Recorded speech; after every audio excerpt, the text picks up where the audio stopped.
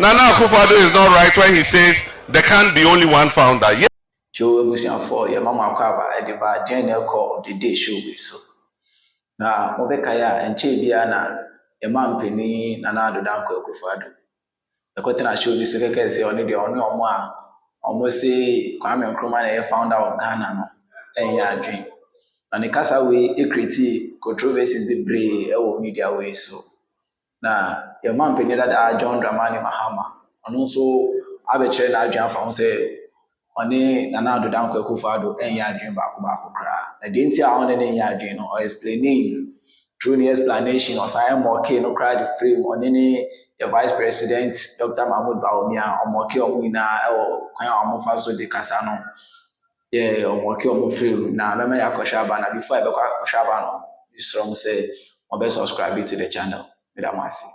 See, apart from destroying our economy, apart from plunging Ghana into crisis, one of the things this government wants to do is to rewrite our history.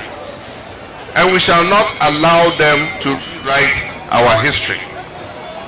Because the president said he does not accept that one person can be the founder of a nation. Yes, founding a nation, it takes many people, but there's always that critical one person whose sacrifice and efforts is what finally leads to the attainment of the objective that everybody is working for. And so if you ask South Africans, who is the founder of modern day South Africa, they'll tell you Mandela. But it was not Mandela alone. There was Oliver Tambo, there was Govan Mbeki, and so many of them who fought the armed struggle to achieve independence for South Africa from apartheid. But it was Mandela's sacrifice, being in prison for 20-something years and being the symbol of the struggle, that makes them say Mandela is the founder of modern day South Africa. It is the same thing with Ghana.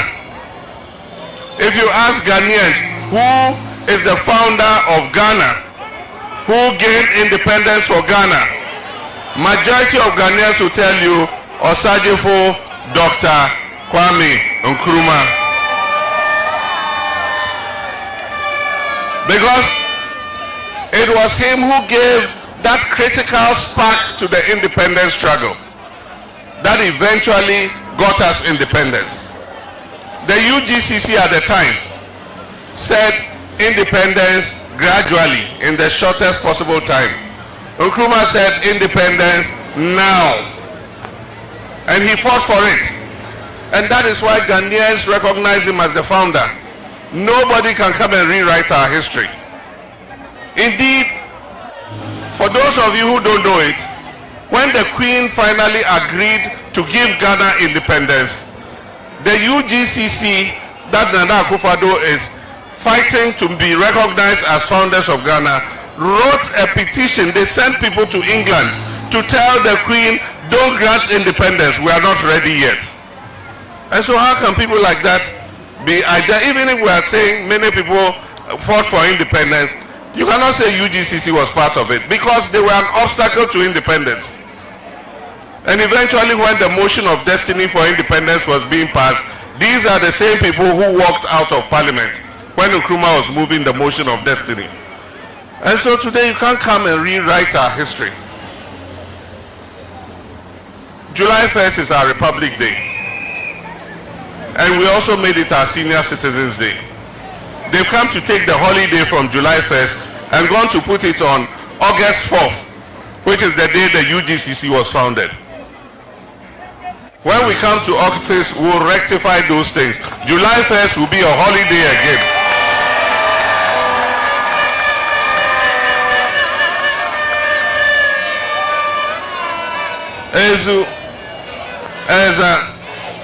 If you say who is the founder of Ghana's Fourth Republic, it's obvious, it's J.J. Rawlings. Because it was he who led us from military rule back into constitutional rule that created the Fourth Republic in which we are. But there were many people who worked on it. Justice D.F. Annan was head of National Commission for Democracy. They went round the country and solicited views about what form of government Ghanaians want. But we're not going to say Rawlings, Justice Annan, and who are all founders of the Fourth Republic. There's only one, we in the NDC recognize only one founder of the Fourth Republic of Ghana, and that is Jerry John Rawlings.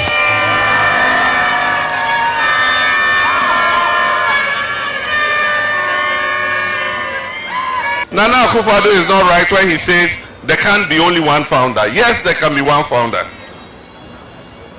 But let's put that aside. Let's talk about ourselves.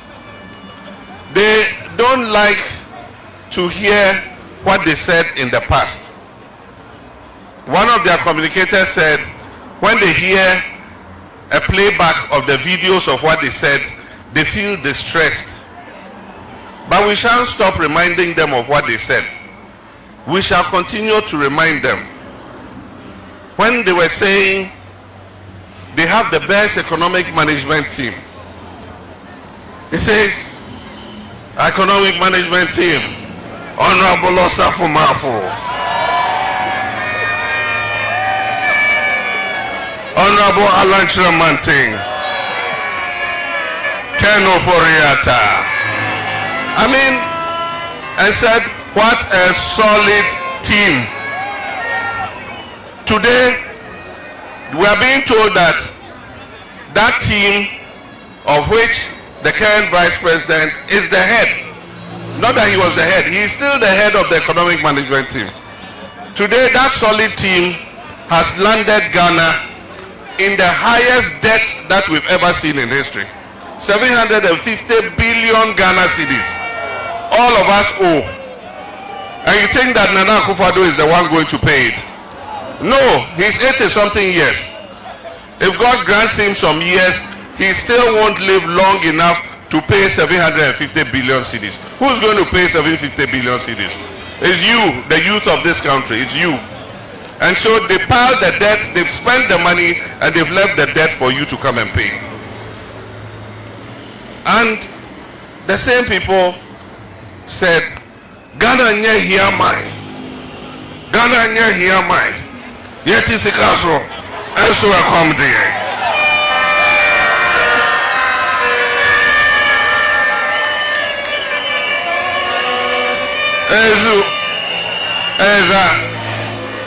The same people who said yet is a castle, and so I come there.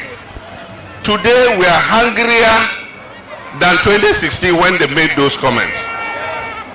And you remember the other one? Mahama is an incompetent president.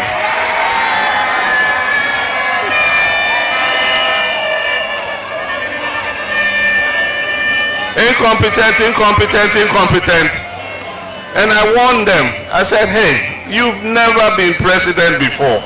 You don't know what it is to lead a nation. And so be careful what you say. Today, I'm sure they've learned their lesson.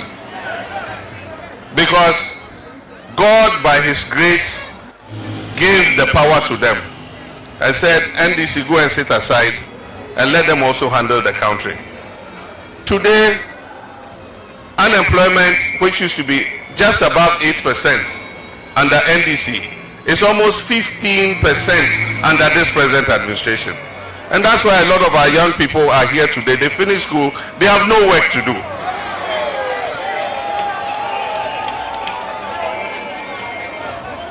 I remember when the fundamentals are weak, the exchange rate will expose you. Today, the exchange rate has exposed you. At the time you were saying, when the fundamentals are weak, the exchange rate will expose you. The cedi was less than 4 cedis to $1. And you said it had exposed us. Today, the cedi is almost 16 cedis to $1. And yet you say, oh no, you shouldn't say the fundamentals are weak because the cedi is 16. The economy is in crisis. He says, we want to give the money directly to the constituencies. because we don't want the people in Accra to chop it. So we're going to give you $1 million per constituency per year. You remember? Today, where is the $1 million per constituency per year? It's 8 years now. Bolga East, you should have got $8 million by now. All these your roads you are complaining about, if you had $8 million, all these roads will be quota everywhere. Even to the Chief's Palace, Gambigo Naba's house, there would have been quota there if we had $8 million in Bolga East. We're going to build one village, one dam. Every village will have a dam. Even those who got the dams, they are like dark ponds. You can't do any dry season gardening there. If 10 cows drink from that dam every day in the Hamatan dry season, within 2 months that water will be finished.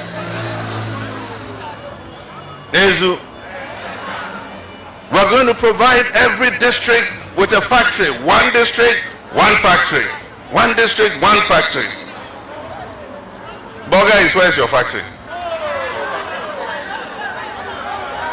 Where's your factory?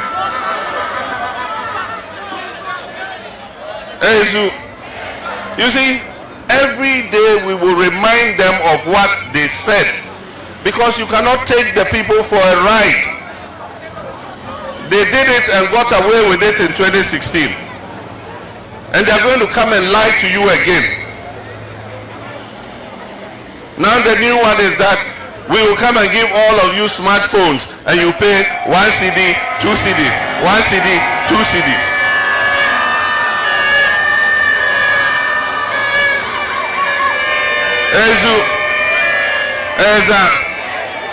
And I'm saying that the youth of Bolga East do not need your smartphone. They need a job. If the young people get a job, they can buy their own smartphone.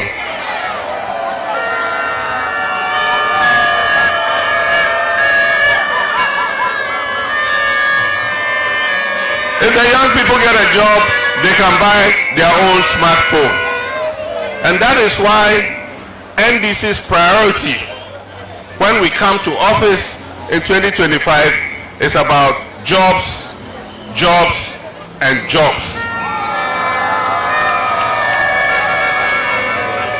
And that is why we are advocating the 24-hour economy. When I was doing the building Ghana tour, I promised Gambigo Naba and all the chiefs here that one of our priorities when we come back will be to revive Kwame Nkrumah's Zwarungu Meat Factory.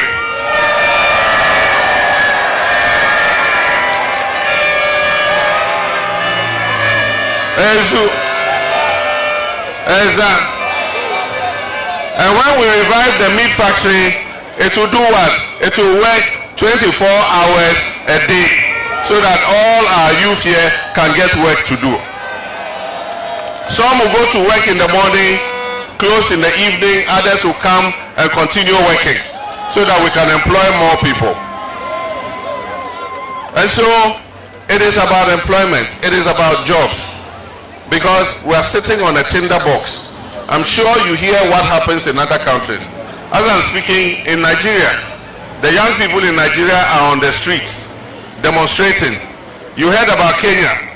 Kenyan youth are demonstrating. Yo, Busia, on also not drink chair and I quit Yaba. Only the yarding, and I say only the yarding. My young comment section. I'm sure was subscribing to the channel. Madam Wasi.